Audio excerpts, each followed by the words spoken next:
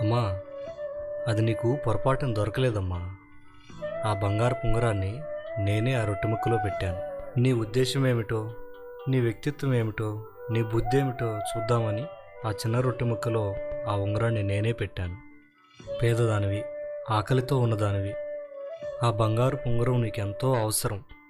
అయినప్పటికీ తిరిగి వచ్చి నీవు రుణపడిన హృదయాన్ని చూపించావు. నమ్మకంగా ఆ బంగారు ఉంగరాన్ని నువ్వు నాకు తిరిగి తీసుకొచ్చి ఇచ్చేశావు.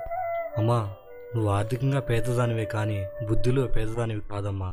ఇక నుంచి నువ్వు ఆ అనాథలతో ఉండవలసిన అవసరం లేదమ్మా. నేను నా కూతురుగా అంగీకరిస్తున్నాను.